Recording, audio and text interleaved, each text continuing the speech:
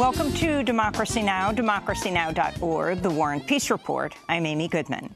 President Trump's ordered U.S. airlines to ground all Boeing 737 MAX 8 and 9 passenger jets in the wake of a devastating plane crash in Ethiopia Sunday that killed 157 people, all the people on board.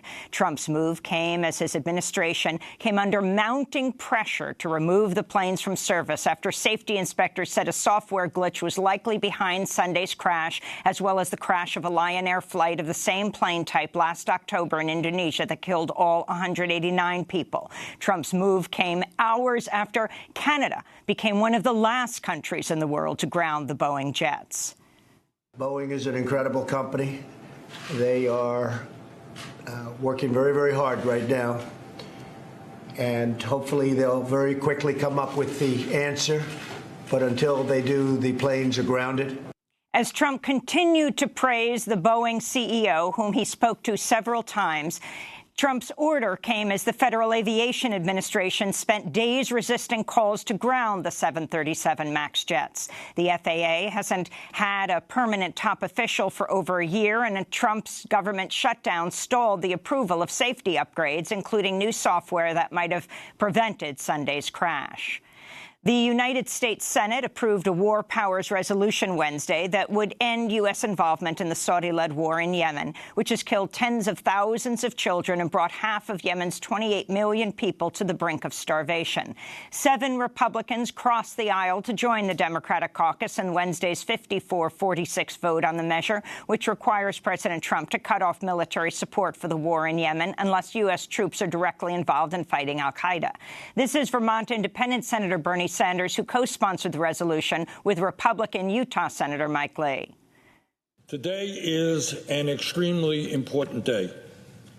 Today, we in the Senate have the opportunity to take a major step forward in ending the horrific war in Yemen and alleviating the terrible, terrible suffering being experienced by the people in one of the poorest countries on earth. And today, equally important, we can finally begin the process of reasserting Congress's responsibility over war making. The Senate passed a similar war powers resolution on Yemen late last year, but it died after then Republican Speaker of the House Paul Ryan refused to bring it to a vote. The new Democratic-controlled House is expected to approve the measure, though the White House has signaled President Trump will veto it. The son of the Harvard-trained doctor and dual Saudi U.S. citizen is set to appear with lawmakers today to speak out about the torture he says his father is enduring at the hands of Saudi Arabia. Walid Fattahi is a Harvard-trained doctor and hospital owner who's been detained by Saudi police since late 2017. His son, Ahmed Fattah, says his father has suffered whippings and electric shocks in prison after he was swept up along with 200 other prominent Saudis in a mass arrest ordered by Crown Prince Mohammed bin Salman. This comes a day after the State Department issued its annual human rights report criticizing Saudi Arabia for the murder of Washington Post journalist Jamal Khashoggi, while defending continuing U.S. support for the kingdom. Secretary of State Mike Pompeo said, quote, "The Trump administration's policy is to engage with other governments regardless of their human rights record if doing so will advance U.S. interests," unquote. The Senate's poised to pass a bill today blocking President Trump's declaration of a national emergency, which would divert billions of dollars of federal funds to build a wall on the U.S.-Mexico border. At least 5 Republican senators are expected to defect and join Democrats on the resolution. Senators Tom Tillis of North Carolina, Susan Collins of Maine, Lisa Murkowski of Alaska, Mike Lee of Utah, and Kentucky's Rand Paul. House lawmakers passed a similar measure late last month. President Trump has vowed to veto the bill, and Congress is far from the 2/3 majority needed to override a presidential veto. Trump's declaration faces a number of legal challenges and could ultimately be decided by the Supreme Court. A federal judge in Washington, D.C. sentenced President Trump's former campaign chair, Paul Manafort, Wednesday to an additional 43 months in prison on criminal conspiracy charges. The new sentence means Manafort will serve 7.5-year prison term after he was sentenced last week by a federal judge in Virginia on 8 counts of bank fraud and tax evasion. Moments after Manafort received his sentence, Manhattan District Attorney Cy Vance Jr. unsealed an indictment charging Manafort with 16 counts of residential mortgage fraud and conspiracy. President Trump hasn't ruled out a pardon for his former campaign chair, but Trump will not have the power to pardon Manafort on the New York charges if Manafort's convicted. In climate news, a new United Nations report warns unless nations act urgently and immediately on an unprecedented scale, the ecological foundations of society are at risk of collapse. The report by UN Environment found that even if the goals of the Paris Climate Agreement are met, winter temperatures in the Arctic will rise between 3 and 5 degrees Celsius, or as much as 9 degrees Fahrenheit by 2050. UN Environment says nations should immediately shift away from fossil fuels to renewable energy while reducing waste and promoting diets less heavy in meat and dairy. In Spain, police investigators have linked an attack on North Korea's embassy in Madrid last month to the U.S. Central Intelligence Agency. On February 22nd, 10 assailants carrying fake weapons reportedly broke into North Korea's embassy, seizing computers and cell phones, tying up diplomatic workers, and placing bags over their heads before beating and interrogating them. After a North Korean embassy worker climbed through a second-story window and called for help, the assailants fled at high speed in a pair of stolen vehicles. The Spanish newspaper El País reports at least 2 of the 10 assailants have been identified as having ties to the CIA. The CIA's denied any involvement. The raid on the embassy came just days before President Trump and North Korean leader Kim Jong-un met in Vietnam for a second summit on denuclearization.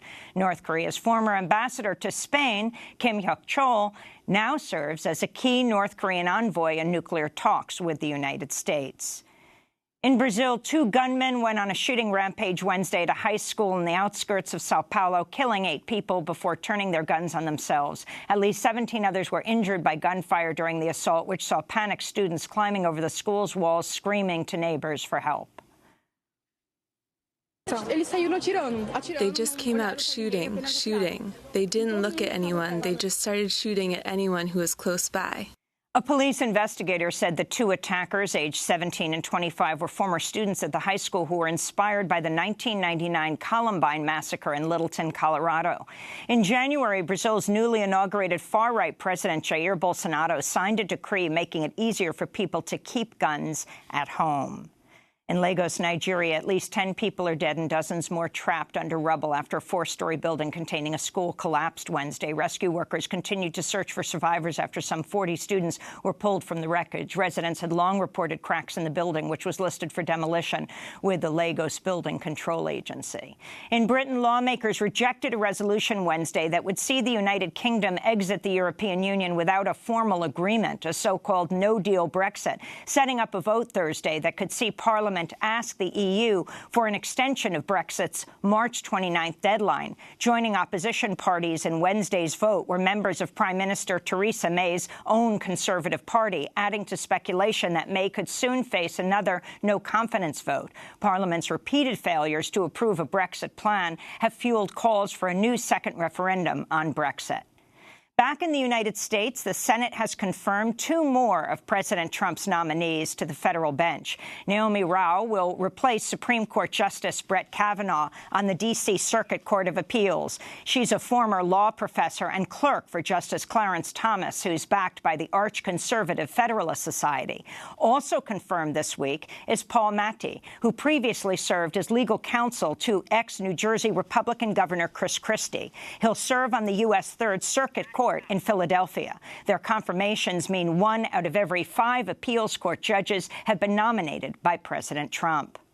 The American Civil Liberties Unions obtained documents showing how Immigration and Customs Enforcement has gained access to a vast surveillance database of billions of records on vehicle locations and is using the data to track down undocumented immigrants.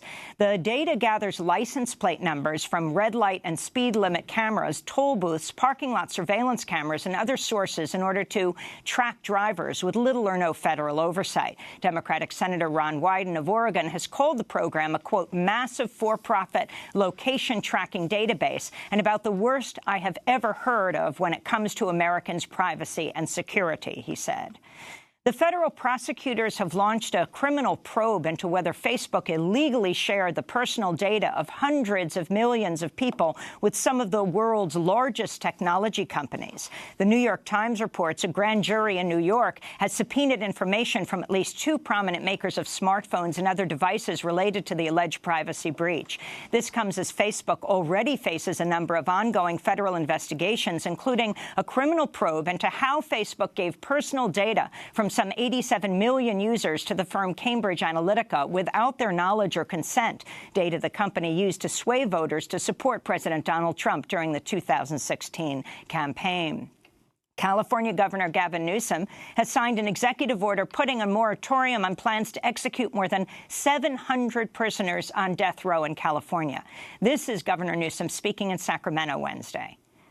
To line people up to be executed, premeditated, state-sponsored executions, 1 a week for over 14 years. That's a choice we can make, or we can make, I think, a more enlightened choice to advance justice in a different way. There was a National Academy of Science report that came out that estimates 1 out of every 25 people on death row is innocent. If that's the case, that means if we move forward with executing 737 people in California, we will have executed roughly 30 people that are innocent. I don't know about you. I can't sign my name to that. The order does not abolish the death penalty in California, but will ban the practice during Newsom's tenure. Former Texas Congressmember Beto ORourke announced today he's running for president in 2020, joining a crowded field of candidates for the Democratic nomination. In November, ORourke drew national headlines when he nearly defeated Republican incumbent Senator Ted Cruz. Beto ORourke is headed to Iowa today. The state is home to the first caucus of the 2020 presidential primary season. Beto ORourke has not committed to support 2 major legislative priorities of progressive Democrats, Medicare for All and the Green New Deal. And in New York City, activists rallied outside federal court in Manhattan Wednesday, where a judge is overseeing Puerto Rico's municipal bankruptcy proceedings, the largest such case in U.S. history. The protesters are demanding Judge Laura Taylor Swain cancel Puerto Rico's $72 billion debt. This is activist Nicole Torres-Bruno. You have people depopulating the island because their pensions are cut nearly or in half. I know civil service people that if they are to retire tomorrow, they'll only receive 42% of their pension. And governmental workers in Puerto Rico are not eligible for Social Security. So where does that leave them? There's more than 300 schools that have been closed in Puerto Rico. This is nothing short of Wall Street abuse and tactical steps towards extermination. And those are some of the headlines. This is Democracy Now!, democracynow.org, The War and Peace Report. I'm Amy Goodman. And I'm Nermeen Sheikh. Welcome to our listeners and viewers around the country and around the world.